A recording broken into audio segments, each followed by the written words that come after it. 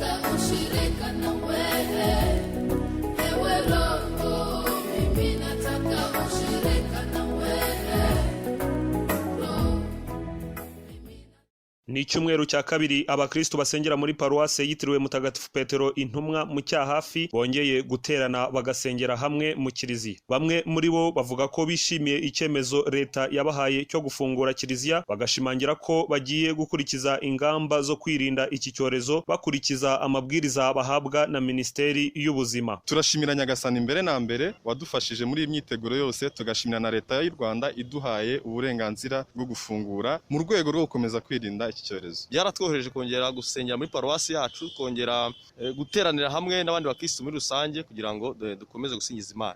Nk'urubyiruko rero ingamba dufite birumvikana no gukomeza kwirinda nkuko amabwiriza ya Minisiteri y'Ubuzima bitubwira, cyase n'ingamba za leta muri rusange, komeza gufasha abana batoya kuri twebwe cyase barumuna bacu, no gukomeza kuganiza ababyeyi kuko ababyeyi rimwe na rimwe hari ibyo batumva cyase bibagirwa, no kubafasha mu rwego rwo kwitangira kiliziya nkuko bisanzwe. No kubanza tugashimira Imana kuba twongeye kugira ngo dufungurirwe paruwasi ku kibazo twahuye nacyo y'icyorezo cyugarije isi, akaba ari ibyishimo rero nkatwe abakristo kuba twongeye gufungurirwa kiliziya, twongera gusabana n'Imana tugasenga, turishimye cyane. Twari tubinyotewe no kugira ngo nibura bikomeze, dusaba Imana gikomeze iki cyorezo kugabanyuka kugira ngo dukomeze gusenga twifatanyije, kandi dusenga Imana ikomeze kudufasha kugira ngo iki cyorezo kirangire. Abakorerabushake bafasha abakristo kubahiriza amabwiriza bavuga ko nta mbogamizi bari guhura nazo, ko abakristo babibwiwe mu miryango remezo ko bagomba kwambara agapfukamunwa neza, bagakaraba intoki, bagahana n'intera, ubyibagiwe bakamufasha. Ingamba dufite ni kwitwararika cyane, dufasha abakristo tubereka uburyo bagomba kwitwara muri ibi bihe, cyane cyane ko mu kiliziya haba haje abantu bavuye mu mpande zitandukanye. Ubwo rero turabafasha kutegerana, twabapima umuriro bakigera hano, bagakaraba intoki, tukabandika ku buryo nta kibazo na kimwe gishobora kuba cyavuka ahangaha. Kubera ko benshi bagiye babibwirwa mu miryango remezo,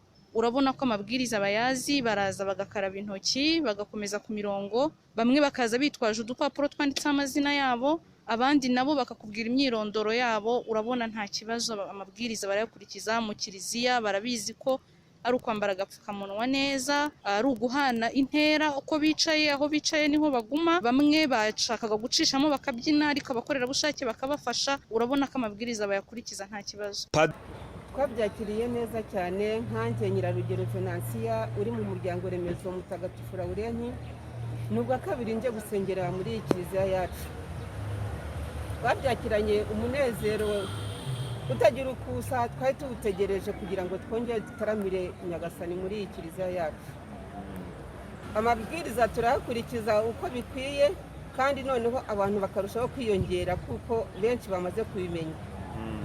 Padiri Edison Akaturira, padiri mukuru w'iyi paruwase, avuga ko ibyishimo ari byose nyuma yo kubona ibaruwa ibemerera gufungura kiliziya bakongera gusengera hamwe. Akavuga ko ari ukurushaho gukurikiza ingamba zo kwirinda icyorezo cya coronavirusi, agasaba abakristo kwita ku buzima bwabo bakirinda, bakarinda na bagenzi babo, yaba ku kiliziya ndetse n'iwabo mu rugo. Tumaze kubona ibaruwa mu cyumweru cyashize, twase twishima cyane ku buryo ibyishimo ni byinshi cyane kuri twebwe n'abakristo. Ingamba dufite zisanzwe gukurikiza amabwiriza yashizweho na leta na Minisiteri y'Ubuzima kugira ngo iki cyorezo cyo gukwirakwiza mu bakristo. Ingamba zo zirakaze kuko mu kiliziya metero turazubaha, sanitizer barakoresha, amazi barakaraba na sabune kenshi bishoboka. Ingamba zo turazikabije kugira ngo iki cyorezo cyo kwirakwira mu bakristo. Abakristo ndabasaba kwita ku buzima bwabo, kirinda kandi bakarinda nababo igihe baje hano gusenga n'igihe bari gusubiraho mu rugo, mbese kwirinda kwa kundi uko tubisabwa. Ubu abakristo kari cyumweru cya kabiri muri kubona bari gukurikiza amabwiriza muri kubaha. Cyumweru cya kabiri